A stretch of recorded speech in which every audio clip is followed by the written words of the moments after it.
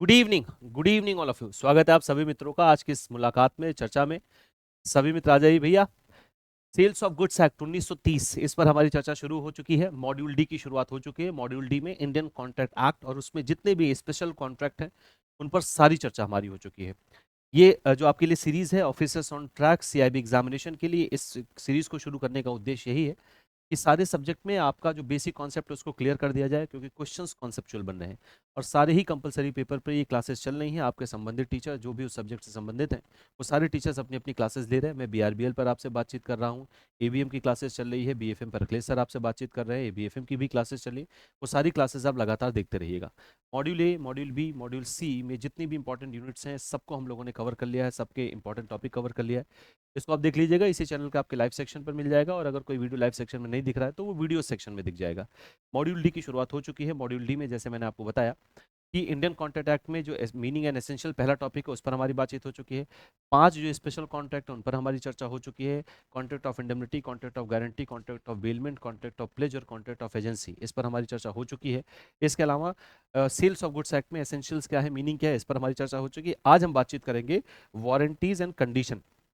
ये दोनों क्या है, किसी सेल कॉन्ट्रैक्ट के अंदर एक स्टिपुलेशन होती है। स्टिपुलेशन का मतलब होता है शर्त। क्लियर है? जो कानूनी शर्त होती है उसको हम कानूनी लैंग्वेज में स्टिपुलेशन बोलते हैं। तो ये दोनों के स्टिपुलेशन है कॉन्ट्रैक्ट ऑफ सेल के अंदर। क्या है कंडीशन, क्या है वारंटी, इसको हम समझेंगे। इस पर आज हमारी पूरी बातचीत होगी। कंडीशन क्या है, वारंटी क्या है, एक्सप्रेस कंडीशन क्या होती है, इम्प्लाइड कंडीशन क्या होती है, कितने प्रकार की इम्प्लाइड कंडीशन होती है, इसको भी हम देखेंगे। क्लियर है? उसके पहले मैं आपको एक बहुत इंपॉर्टेंट सूचना दे दूं, जो मैं आपके साथ अक्सर चर्चा करता रहता हूं भैया, कि आप सभी के लिए महापैक इस समय ओपन है। महापैक आपके लिए वन स्टॉप सोल्यूशन है। 3 प्रकार के महापैक आपको मिलते हैं। वैलिडिटी 3 तरह की, 6 मंथ, 12 मंथ और 24 मंथ्स। महापैक आपके लिए एक वन स्टॉप सोल्यूशन है। यानी अगर आप महापैक में एडमिशन लेते हैं तो महापैक में आपको जितने भी हमारे रनिंग बैचेस हैं, जो 20 से ज़्यादा की संख्या में है, उन सबका एक्सेस आपको एक बार में इसी कॉस्ट में मिल जाती है। आपको अलग से कुछ भी प्राइस पे करने की आवश्यकता नहीं है। और जितने भी आने वाले दिनों में पेड बैचेस होंगे, जितने भी पेड बैचेस होंगे, वो सब आपको फ्री ऑफ कॉस्ट मिलेंगे महापैक पर। साथ ही साथ महापैक में आपको इलेक्टिव पेपर की क्लासेस भी फ्री ऑफ कॉस्ट मिलती है। ठीक है? इलेक्टिव पेपर्स की क्लासेस आपको फ्री ऑफ कॉस्ट उपलब्ध होंगी महापैक में। आप कोई भी महापैक लेंगे, जो फैसिलिटीज़ मैंने आपको बताई वो तीनों ही महापैक में आपके लिए अवेलेबल है। तो ये होगी महापैक की खास बात। इंडिविजुअल बैच की अगर हम बात करें तो इंडिविजुअल बैच भी आपके लिए अभी चल रहे हैं, फाउंडेशन 2.2 बैच। देखिए, इंडिविजुअल बैच में और महापैक में अंतर ये होता है कि महापैक में आपको सारे रनिंग बैचेस, सारे अपकमिंग बैचेस, सबका एक्सेस मिलता है।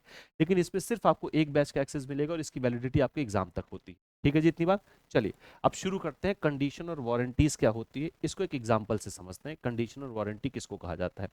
देखिए, बहुत अच्छा एग्जांपल है, बहुत इत्मीनान से समझिएगा।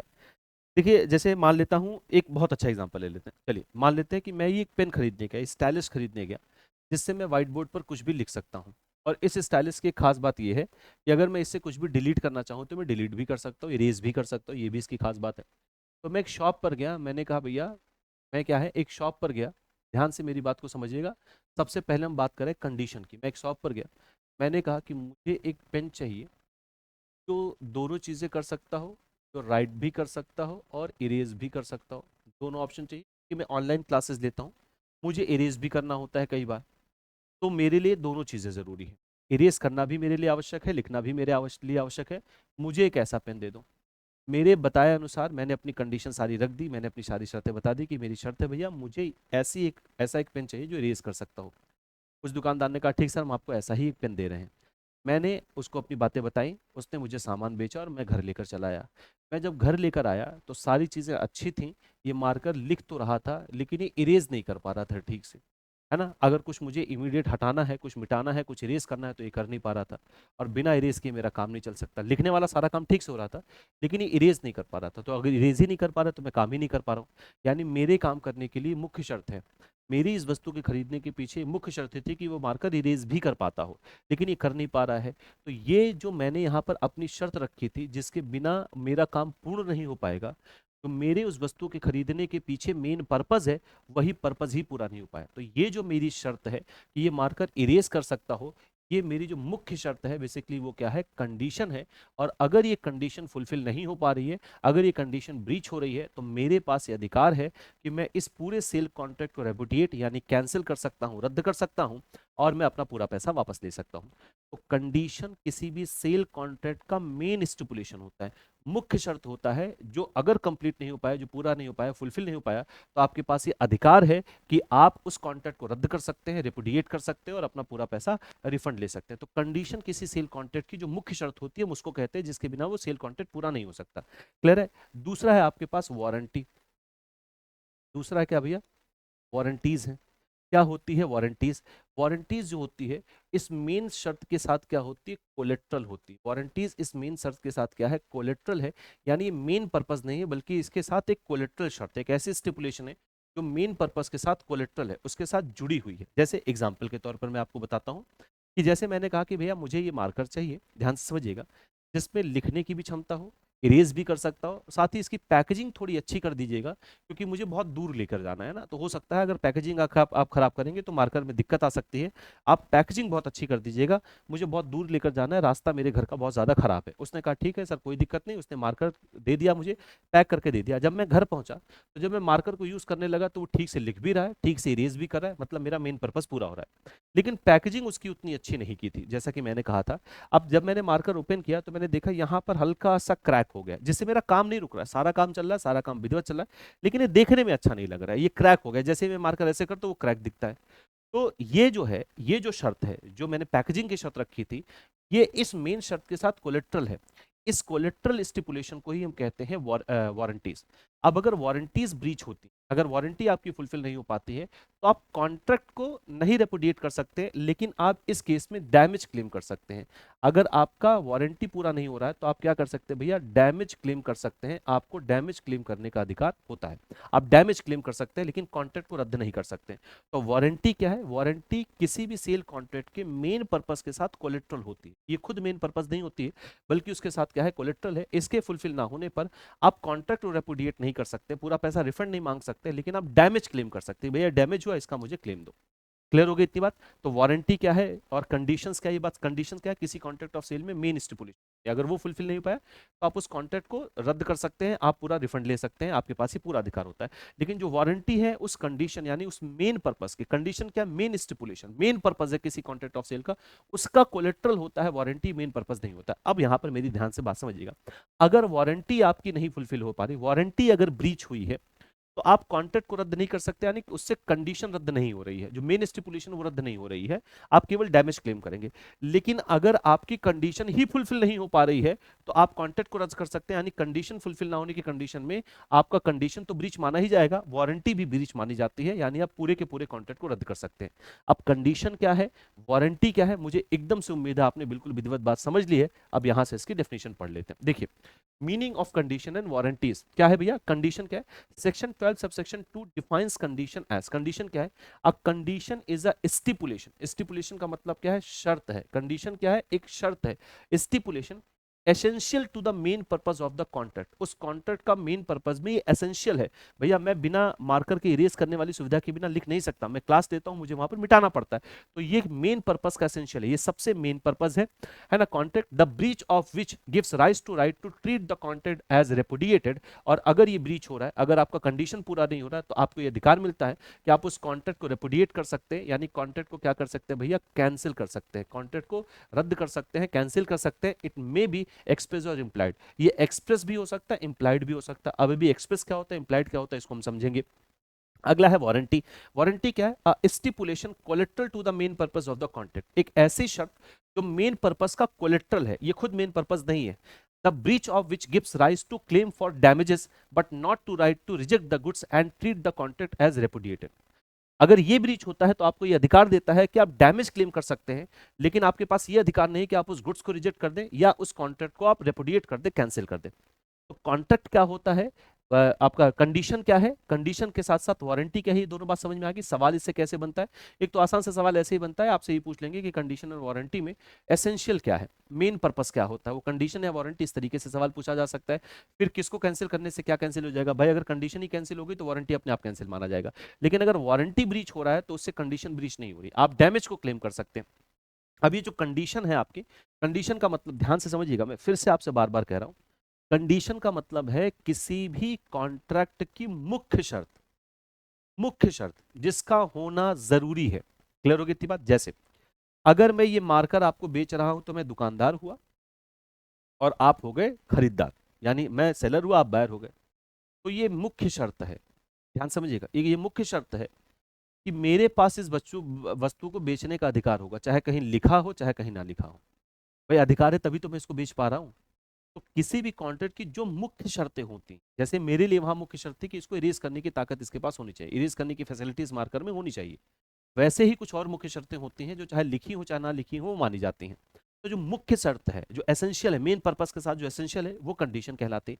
अब ये जो कंडीशन है, जो मुख्य शर्त है, वो दो प्रकार की हो सकती है, एक्सप्रेस्ड भी और इम्प्लाइड भी है। पहले समझते हैं एक्सप्रेस्ड का मतलब क्या होता है, आगे इसकी कई बार आपको जरूरत पड़ेगी अलग अलग टॉपिक में। एक्सप्रेस का मतलब होता है जो रिटन है या जो ओरल है वो एक्सप्रेस्ड है। क्लियर है? अगर वो आपने लिख कर बताई, जैसे मैंने लिख कर दिया कि भैया मुझे मार्कर इरेज करने वाला चाहिए, तो मैंने एक्सप्रेस कंडीशन आपके सामने रखी। अगर मैंने ऐसे मुंहजबानी ओरली बताया कि मुझे रिटन ऐसा ये इरेज करने वाला मार्कर चाहिए, तो वो ओरल है। तो चाहे रिटन हो या ओरल हो, ये एक्सप्रेस्ड कहलाता है। इम्प्लाइड का मतलब होता है जो व्यवहारिक हो, मतलब जो ना तो लिखित है, ना कहीं रिटन है, ना ही ओरल है, बल्कि व्यवहारिक रूप में माना जाएगा। व्यवहारिक रूप का मतलब क्या है यहाँ पर? व्यवहारिक रूप का मतलब यह है कि भले ही ये कहीं लिखा या बोला नहीं गया है, लेकिन लीगली इसको आप इंपोज कर सकते हो, लॉफुली आप इसको इंपोज कर सकते हो। लॉ ये मानेगा भैया ये तो होगा ही होगा, उसको भले चाहे लिखा, उसको इम्प्लाइड। जैसे मानते हैं कि अगर मान लेते हैं कि मैंने आपसे मार्कर खरीदा, मार्कर में सारी चीजें हैं, आपका ये क्या नाम है, इरेज करने वाला नहीं है, और कल को मैं कोर्ट पहुंचा कि भैया मैंने इनसे कहा था मार्कर में इरेज करने वाला होना चाहिए, अब मैं ये कॉन्ट्रैक्ट कैंसिल कर रहा हूँ, मेरा पैसा वापस नहीं कर रहे हैं। और वहां जाके दुकानदार कह रहा है मैं तो दुकानदार हो ही नहीं, मेरे पास तो बेचने का अधिकार नहीं था। नहीं, ये इम्प्लाइड कंडीशन है, चाहे लिखी हो चाहे ना लिखी हो, चाहे बोली गई हो ना बोली गई हो, ये इम्प्लाइड कंडीशन है कि अगर आप किसी वस्तु को बेच रहे हैं तो आपके पास उसका बेचने का अधिकार होगा। ये लॉफुली माना जाएगा कि आपके पास बेचने का अधिकार था, अगर कोई कॉन्ट्रैरी प्रूव नहीं हुआ है तो। चलिए अब देखते हैं क्या है इनके और लक्षण। देखिए types of conditions, conditions and warranties. सबसे पहला express condition. Express condition, these are condition expressly stated in the contract of sale, ये एक्सप्रेसली स्टेट किए गए हैं कॉन्ट्रैक्ट ऑफ सेल में, आर अग्रीड अपॉन क्लियरली, चाहे वो रिटर्न हो चाहे ओरल हो, by both buyer and seller, दोनों के द्वारा ये माना जाता है, चाहे वो रिटर्न हो चाहे ओरल हो, दोनों में एक्सप्रेस माना। जब आपने एक्सप्रेस किया, भाई एक्सप्रेस तो हम लिखकर भी कर सकते हैं, बोलकर भी कर सकते हैं, वो एक्सप्रेस कंडीशन मानी जाती है। They depend on the terms mutually decided by the parties. Example, if the contract state that the machine must produce 500 unit per hour, this is an express condition. जैसे आपने कॉन्ट्रैक्ट में clearly लिख दिया है कि भैया जो मैं मशीन आपसे खरीदना चाहता हूं वो मशीन कम से कम 500 यूनिट पर आवर प्रोड्यूस करे, ये एक्सप्रेस कंडीशन है, ये माना जाएगा, इसको मैंने लिखा हुआ है। अब अगर मैंने इसको बोला होता तो भी एक्सप्रेस कंडीशन होती। अगला है इंप्लाइड कंडीशन। इंप्लाइड कंडीशन का क्या मतलब होता है? These are conditions are not expressly stated but automatically implied by law under the Sales of Goods Act 1930, mainly section 14 to section 17। क्या कहा गया भैया कि जो लिखा या बोला नहीं गया, एक्सप्रेस नहीं किया गया है, लेकिन लॉ की नजर में वो माना जाएगा कि ये उसमें कंडीशन थी। अब इंप्लाइड कंडीशन का मतलब आप उसको इन्फोर्स करवा सकते हैं लॉ के थ्रू, अगर कोई कॉन्ट्रैरी प्रूव नहीं हुआ है तो। अब इंप्लाइड कंडीशन क्या क्या हो सकती है? पहला, condition as to title, section 14 कहता है seller must have the right to sell the goods, ये माना जाएगा चाहे लिखा हो चाहे ना लिखा हो, ये माना जाएगा कि जो वस्तु आप बेच रहे हैं उसके वस्तु को बेचने का अधिकार आपके पास है, तभी आप उसको बेच रहे हैं, तो बेचने का अधिकार आपके पास है, ये इंप्लाइड कंडीशन है, चाहे लिखा हो चाहे ना लिखा हो, चाहे एक्सप्रेस किया गया चाहे ना एक्सप्रेस किया गया। नेक्स्ट है कंडीशन एड टू डिस्क्रिप्शन। अब देखिए तीन कंडीशन होती हैं। कंडीशन एज टू आपका जो है एक्सप्रेस होता है, कंडीशन एज टू सैंपल होता है, condition as to sample as well as description. मैं आपको तीनों बता रहा हूं। जैसे मान लेते हैं कि कोई वस्तु है जो सैंपल के थ्रू बेची जा रही है, ध्यान से मेरी बात को समझिएगा। कोई एक वस्तु है जो सैंपल के थ्रू बेची जा रही है। जैसे मान लेते हैं कि आपको चावल खरीदना है, बहुत इत्मीनान से समझिएगा, आपको चावल खरीदना है। अब आप देखते होंगे चावल वाली दुकान पर जब आप देखते होंगे तो उन्होंने क्या है, अब सारा बोरा तो वो खोल के आपके सामने रखेंगे नहीं, तो एक कटोरी में थोड़े थोड़े थोड़े थोड़े जितने भी प्रकार के उनके पास चावल होते हैं वो ऐसे काउंटर पर रख देते हैं। आप चावल खरीदने जाते हैं, आप एक चावल उठाते हैं, आप कहते हैं हाँ ये वाला चावल किस रेट में, ये वाला चावल किस रेट में, आप एक चावल पसंद करते कहते हैं हमें यही चावल दे दो। आपने सैंपल देखा और सैंपल देख के कहा कि हमें ये चावल दे दो। अब ये बात चाहे लिखी हो चाहे ना लिखी गई हो, ये माना जाएगा कि आपको जो वस्तु सैंपल के अनुसार बेची जा रही है वो सैंपल जैसी ही होगी, क्वालिटी में वो सैंपल जैसी ही होगी, ये माना जाएगा। ये इम्प्लाइड कंडीशन है, ये इम्प्लाइड मुख्य शर्त है कि चावल सैंपल जैसे ही आपको दिया जाएगा। क्लियर है? अगर नहीं दिया गया तो इसका मतलब आपने वो कंडीशन ब्रीच की, आप पूरा चावल वापस कर सकते हैं, कंडीशन मुख्य शर्त होती है। तो अगर सैंपल के थ्रू कोई वस्तु बेची जा रही है तो सैंपल में माना जाएगा कि जो वस्तु आपको डिलीवर की गई वो सैंपल जैसी ही होनी चाहिए, और आपके पास ये अधिकार होना चाहिए कि आप सैंपल को बल्क से, जो आपने सैंपल है उसको बल्क से आप मैच भी कर पाए। ये भी इंप्लाइड कंडीशन है कि आपके पास ये अधिकार है कि भैया जरा आप बोरा खोल दो यार, मैं जरा इससे मिला लूं।